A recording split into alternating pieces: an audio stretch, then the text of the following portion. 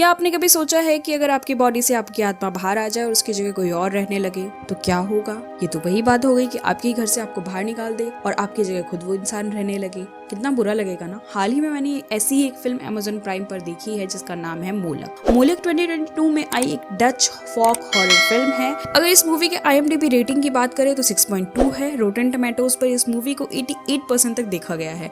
चलिए बिना किसी देरी के मूवी एक्सप्लेनेशन को स्टार्ट करते हैं। फिल्म स्टार्ट होती है 1991 में, जहां हम एक लड़की जिसका नाम बैट्रिक है उसको देख पाते हैं। बैट्रिक एक चूहे को खाना खिला रही होती है, तभी उसे एक जोर से आवाज आती है और हम एक औरत के चिल्लाने की आवाज सुन पाते हैं। तभी उस लड़की के ऊपर खून की कुछ बूंदें गिरने लगती है, जिससे वो बहुत ज्यादा डर जाती है। इसके बाद दीवार से भी खून नीचे आने लगता है। बैट्रिक इन सब को देखकर बहुत ज्यादा डर जाती है। अब सीन चेंज होता है और हम 30 साल बाद का सीन देखते हैं, जहां हम देख पाते हैं कि अब बैट्रिक बड़ी हो चुकी है। वो अपनी मॉम को कॉल करती है जो कि कार में ड्राइव कर रही थी। दरअसल उसकी मॉम उसके ग्रैंडडॉटर को स्कूल से घर लेकर आ रही होती है। बैट्रिक अपने घर पर नहीं होती, इसलिए उसकी मॉम उसे भी घर पर बुला लेती है। जब बैट्रिक घर आ रही होती है तब वो रास्ते में एक स्ट्रेंज पर्सन को देखती है। खैर वो इन सब चीजों को ज्यादा सीरियसली नहीं लेती और घर की ओर बढ़ जाती है। जब वो घर आ रही होती है तब हम देख पाते हैं कि ये वही घर होता है जो मूवी के स्टार्टिंग में हमने देखा था। इसके बाद हम उसकी पूरी फैमिली को देख पाते हैं, जिसमें बैट्रिक, उसकी बेटी हैना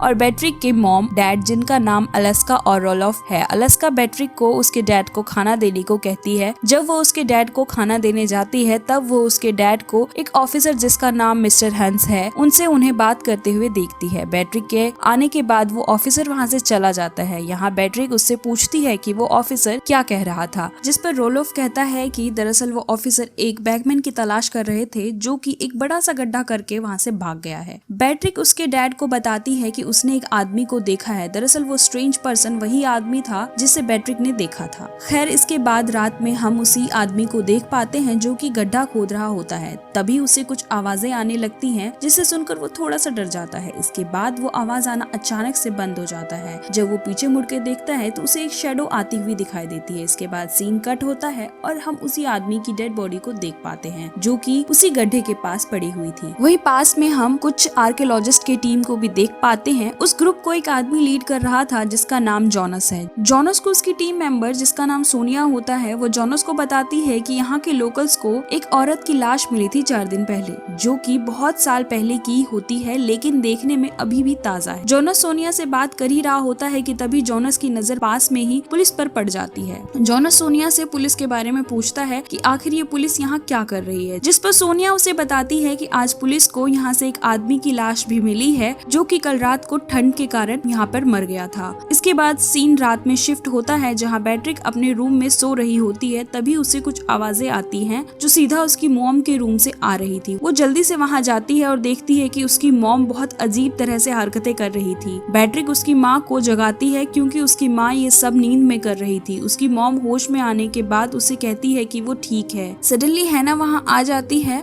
बैट्रिक से कहती है कि उसने अभी अभी बहुत डरावना सपना देखा है जिसके कारण वो डरी हुई है। ये सुनते ही बैट्रिक अपनी बेटी को उसके रूम में सुलाने चली जाती है। उसी समय वो घर के बाहर किसी को खड़ा देखती है, जिसके बाद वो अपने घर के बाहर चेक करने जाती है लेकिन उसे वहाँ कोई भी नहीं मिलता। इसके बाद वहाँ रोलोफ भी आ जाता है। दरअसल रोलोफ को भी ये आवाजें सुनाई दे रही थी लेकिन वहाँ उन्हें कोई भी नहीं मिलता है। यहाँ बैट्रिक कहती है कि शायद ये वही आदमी होगा जिसे उसने गड्ढा खोदते हुए देखा था, लेकिन उसके पापा बैट्रिक को कहते हैं कि ऐसा नहीं हो सकता क्योंकि वो ऑलरेडी मर चुका है। अब यहाँ उसके डैड को लगता है कि शायद ये वही आर्कियोलॉजिस्ट की टीम का कोई मेंबर होगा जो कि यहाँ छानबीन करने आया होगा। अब नेक्स्ट डे रोलोफ जॉनस से लड़ने जाता है क्योंकि उसे लग रहा था कि उसके ग्रुप का मेंबर उनके घर के आसपास था। यहाँ जॉनस उससे कहता है कि वो अपने ग्रुप मेंबर्स को समझा देगा। यहाँ पर बैट्रिक भी होती है और वो यहाँ जॉनस से मिलती है। नेक्स्ट सीन में हम बैट्रिक को क्लिनिक पर देखते हैं जो कि अपनी माँ को लेकर वहाँ आई हुई थी क्योंकि लास्ट नाइट उसकी माँ को एक दौरा आया था। इस बारे में डॉक्टर उससे कहती है कि दौरा शायद उसकी माँ को स्ट्रेस लेने की वजह से आया होगा। डॉक्टर उसे अपनी माँ को थेरेपी देने की सलाह देती है। दूसरी तरफ हम रोलोफ को देखते हैं जो कि हैना के साथ अपने घर के पास कैमरा फिट करने आया हुआ था सिक्योरिटी के लिए। इसके बाद रात को बैट्रिक जॉनस के साथ कैफे पर जाती है जहाँ वो दोनों बातें करते हैं। वहाँ पर बैट्रिक को अपना एक्स दिखाई देता है जिसे देखकर वो हैरान हो जाती है क्योंकि उसने अब शादी कर ली थी। इसके बाद दोनों घर जाने लगते हैं। रास्ते में जॉनस बेट्रिक से पूछता है कि उसने दोबारा शादी क्यों नहीं की, जिस पर बेट्रिक उसे कहती है कि उसकी फैमिली कर्स्ड है, क्योंकि जब से उसकी नानी की डेथ हुई है तब से उनके घर पर सब कुछ उल्टा सीधा चल रहा है। दरअसल उसकी नानी के मरने के बाद उन्हें कर्ज लग गया था, जिसके कारण उसके हस्बैंड की भी डेथ हो गई थी और उसकी मॉम भी बीमार रहने लगी थी, साथ ही उसके डैड की नौकरी चली गई थी। दरअसल इन सब चीजों का जिम्मेदार बेट्रिक कर्ज को ही मानती है। मैं आपको बता दूं कि जो स्टार्टिंग के सीन में हमने सीलिंग से आते हुए ब्लड को देखा था, दरअसल वो बेट्रिक की नानी का था, जो कि वहीं पर मर गई थी, और उन्हें किसने मारा था ये अभी तक नहीं पता चल पाया है। खैर, इस सब के बाद बेट्रिक घर आ जाती है, जहाँ वो अपने डैड से मिलती है, जो कि घर के बाहर पहरा दे रहे होते हैं। अंदर जाने पर बेट्रिक को एक आदमी मिलता है जो कि उसके घर के अंदर होता है। वो उसे वहाँ देखकर चौंक जाती है। वो आदमी उससे माफी मांगने लगता है और हाँ, उसके हाथों में एक नाइफ भी होता है, जिसे देखकर बेट्रिक काफी ज्यादा डर जाती है और वहाँ से भागने की कोशिश करती है और जाकर उसकी मॉम को इसके बारे में बताती है। लेकिन अब वो आदमी उन दोनों का पीछा करने लगता है और वो आदमी उनसे कहता है कि वो उन्हें माफ कर दे, क्योंकि ये सब उनसे करवाया जा रहा है। अब शोर की आवाज सुनकर हैना भी वहाँ आ जाती है, जिसे लेकर बेट्रिक कमरे में चली जाती है। अब यहाँ वो आदमी बेट्रिक की मॉम को पकड़ लेता है और उसे मारने ही वाला होता है कि रॉलफ पीछे से आकर एक हैमर से उस पर वार कर देता है, जिससे कि वो बेहोश हो जाता है। इसके बाद हम उस आदमी को अस्पताल ले जाते हुए देखते हैं। नेक्स्ट डे जॉनस बेट्रिक के घर पर आता है और उसे उस आदमी के लिए माफी मांगता है। दरअसल वो बंदा उसी की टीम का होता है, लेकिन जॉनस उसे बताता है कि वो आदमी एक बहुत अच्छा आदमी है और उसकी सब बहुत ज्यादा तारीफ करते हैं। उसने अगर ऐसा कुछ किया है तो उसके पीछे कोई जरूर वजह होगी। इसके बाद बेट्रिक और जॉनस बेट्रिक के कमरे में जाते हैं, जहाँ वो दोनों बहुत ज्यादा अनकंफर्टेबल फील करते हैं और बेट्रिक रोने लगती है। जॉनस उसे संभालता है। नीचे रॉलफ बेट्रिक की मॉम से कहता है कि वो वापस आ गई है, जिस पर वो कहती है कि ये सब फिजूल की बातें हैं। अब यहाँ वो किसके बारे में बात कर रहे हैं हमें नहीं पता। खैर, नेक्स्ट सीन में हम बेट्रिक की मॉम को बेहोश होते हुए देखते हैं, जिसके बाद बेट्रिक उन्हें उठाकर हॉस्पिटल लेकर जाती है, जहाँ उनका MRI होता है। इसके बाद जब वो घर जा रही होती है तभी उसे हॉस्पिटल में लिनॉइड दिखाई देता है, जो कि जॉनस की टीम का मेंबर था। उसे देखकर वो अंदर जाती है और हॉस्पिटल में चुपके से उन्हें देखने लगती है। वो देखती है कि वहाँ जॉनस भी होता है। शायद वो उसकी टीम का आदमी था, इसीलिए उसे देखने आया होगा। वहाँ उस आदमी का बच्चा भी होता है, जो कि बेट्रिक को बहुत ही अजीब तरीके से देखने लगता है, इसलिए वो वहाँ से निकलने लगती है। लेकिन लिफ्ट में वो बच्चा भी आ जाता है और बेट्रिक का हाथ जोर से पकड़ लेता है और वो कुछ विस्परिंग करने लगता है और कुछ वर्ड्स बोलने लगता है, नाउ वो मैरिड। इसके बाद लिफ्ट रुकती है। बेट्रिक को लिफ्ट में एक बहुत ही अजीब सी स्पिरिट की रिफ्लेक्शन दिखाई देती है, जिसके कारण वो बहुत ज्यादा डर जाती है और सीधा सीधा जाकर नीचे कार में अपनी मॉम के पास बैठ जाती है। जिसके बाद कार में बैठकर वो उन वर्ड्स का मतलब ढूंढने लगती है, जिस पर उसे पता चलता है उसका मतलब था शी नेवर डाइज, जिसका मतलब होता है वो कभी नहीं मरी। इसके बाद वो जॉनस से मिलती है,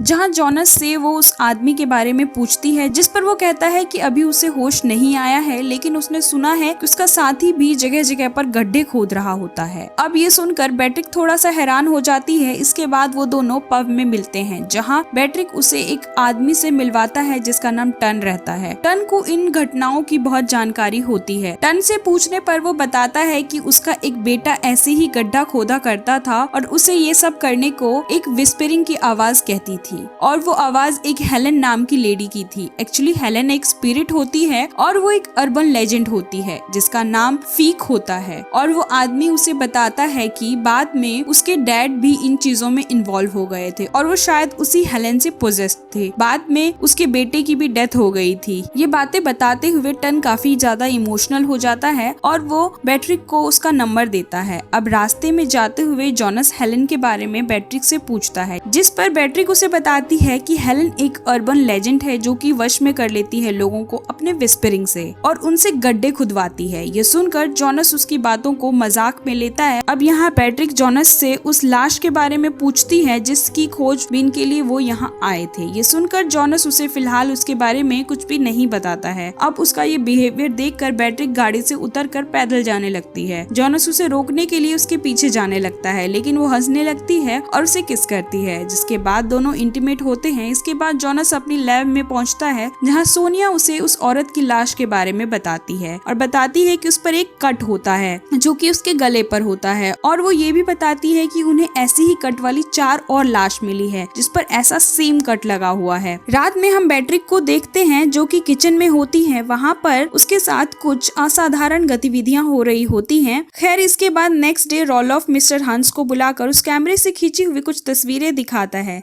बट ये तस्वीरें कुछ खास नहीं होती क्योंकि क्लियर इमेजेस नहीं दे रही होती है। इधर हम स्कूल का सीन देखते हैं जहाँ पर उसी अर्बन लेजेंड का प्ले की तैयारी चल रही होती है, जिसमें हैना भी पार्टिसिपेट करने के लिए आई हुई थी। वहीं दूसरी तरफ सोनिया जोनस को अर्बन लेजेंड की पूरी स्टोरी सुनाती है। वो उसे बताती है कि सालों पहले एक राजा और रानी होते थे जिनका नाम हेलेन और वॉल्टर था। वो दोनों ही बहुत क्रूअल थे, अपनी प्रजा के साथ क्रूएलिटी करते थे। उन लोगों ने बहुत सारे गुलाम भी बनाए हुए थे, जिसमें से एक थी फीक। एक दिन वॉल्टर को फीक से प्यार हो जाता है और वो फीक के करीब आ जाता है, जिसके बाद फीक प्रेग्नेंट हो जाती है। जब हेलेन को ये पता चलता है तब हेलेन उसे एक विच घोषित कर देती है और उसे कैद करवा देती है। कुछ दिनों के बाद उसे मृत्यु दंड देने का फैसला सुनाती है। अब केज में रहते हुए फीक एक डीमन से प्रार्थना करती है जिसका नाम मोलोफ होता है। मोलोफ उसकी बात सुन लेता है, लेकिन उसकी मदद करने के बदले वो उसके बच्चे को मांगता है जो कि अभी पैदा भी नहीं हुआ था। इसके लिए फीक मान जाती है।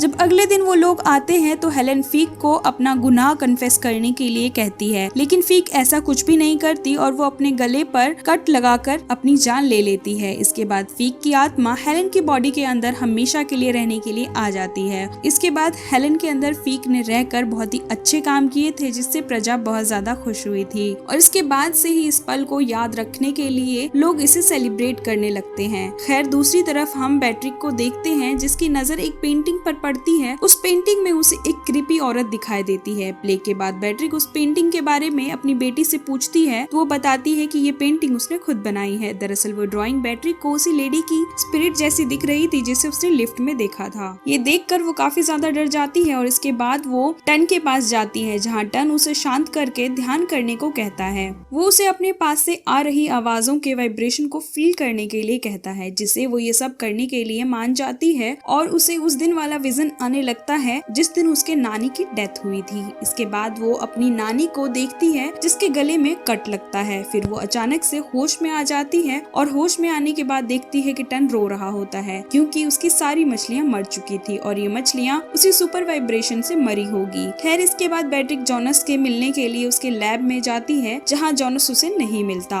वहाँ पहुंचकर बैट्रिक उन लाशों को देखती है जो कि जोनस की टीम को मिली थी और वो सारी बॉडीज अलग अलग एरा से होती है और उन सब के गले पर सेम कट लगा हुआ था। सोनिया बैट्रिक को बताती है कि ये सभी लेडीज अलग अलग एरा की हैं पर एक दूसरे से रिलेटेड हैं। इसके बाद हम जोनस की टीम के एक आदमी को देखते हैं जो कि बैट्रिक के घर की तरफ जा रहा था और वो भी उसी विस्परिंग की आवाज से पोजेस्ड था, लेकिन रोलोफ उसे बेहोश कर देता है और उसे अपने पास किसी के होने का प्रेजेंस फील होने लगता है। अब इधर बैट्रिक घर आकर अपना सामान पैक करने लगती है, जिस पर एलिस उसे रोकती है, जिस पर वो बताती है कि उसने उन औरतों की लाश को देखा है जो कि सेक्रीफाइस हुई थी और उनका गला भी कटा हुआ था जैसे कि ग्रैंडमा का कटा था और उनकी फैमिली को कोई हर्ट करना चाहता है इसलिए और वो यहाँ नहीं रह सकती है। इधर बॉग में रोलोफ के पास बहुत सारी लेडी स्पिरिट आ जाती है, उनमें से एक एलिस की यंग स्पिरिट भी होती है और सब विस्परिंग करने लगते हैं तो रोलोफ भी उनके वश में आ जाता है। इधर पार्टी में सोनिया आती है और जोनस को बैट्रिक के बारे में बताती है कि वो काफी डरी हुई लग रही थी और परेशान थी। वो बोल रही थी कि उसकी फैमिली खतरे में है, ये सब इसलिए तो नहीं क्योंकि अभी सेक्रीफाइस हो रहे हो। अब हम इधर रोलोफ को देखते हैं जो कि अब पोजेस्ड था। बैट्रिक और एलिस उसे देखकर काफी ज्यादा डर जाते हैं और समझ जाते हैं कि ये पोजेस्ड है और वो घर के सभी डोर्स को लॉक कर देते हैं और बैट्रिक हैना को क्लोजेट में छुपा देती है। अब ये सीन बिल्कुल वैसा ही था जो हमने मूवी की स्टार्टिंग में देखा था। अब इस सीन से हमें पता चलेगा कि 30 इयर्स बैक में क्या हुआ था। रोलोफ विंडो तोड़कर घर के अंदर आ जाता है और एलिस को चौक करके मारने लगता है, लेकिन तभी वहाँ पे बैट्रिक आ जाती है और रोलोफ पर अटैक करके उसे बेहोश कर देती है। तब बैट्रिक देखती है कि एलेक्स वहाँ होती ही नहीं है, वो उसे ढूंढने लग जाती है। इधर रोलोफ होश में आने पर ऊपर आ जाता है जहाँ उसे बेहोश बैट्रिक दिखाई देती है और एलेक्स रोलोफ पर अटैक कर देती है और उसे हैंग करके जान से मार देती है। हम देख पाते हैं कि एलेक्स की आईज व्हाइट हो गई है। अब एलेक्स बैट्रिक को बेड से बांध देती है और घर में बहुत सारे लोग आ जाते हैं। इन लोगों ने एक अजीब सा मास्क पहना हुआ था जो कि बिल्कुल मोलोफ के मास्क जैसा होता है। अब आप देखते हैं कि ये जो अजीब से ड्रेस वाले और अजीब से मास्क वाले जो लोग आए हुए थे वो बोलते हैं कि ज्यादा टाइम नहीं लगेगा, इतने में जो एलेक्स होती है वो अपना गला काट लेती है। और ये सीन बिल्कुल फर्स्ट वाले सीन से रिलेट हम कर सकते हैं, जहाँ पर वो ब्लड गिरने लगते हैं, जो ब्लड होते हैं वो सीलिंग से नीचे गिरने लगते हैं। और दूसरी तरफ हम देखते हैं कि एलेक्स की बॉडी गिरते ही उसमें से एक स्पिरिट निकल कर आती है, जो कि हेलेन की स्पिरिट होती है, और अब वो बेट्रिक की बॉडी के अंदर आ जाती है। और ये वही स्पिरिट होती है जो कि बेट्रिक ने लिफ्ट में देखा था और उस पेंटिंग में देखा था, जो कि हैना ने बनाया था। अब इसके बाद हम देखते हैं कि जॉनस वहाँ पर पहुंच जाता है। जॉनस के आते ही हम देखते हैं कि एलेक्स वहाँ पे मरी हुई पड़ी हुई थी, उसकी लाश थी।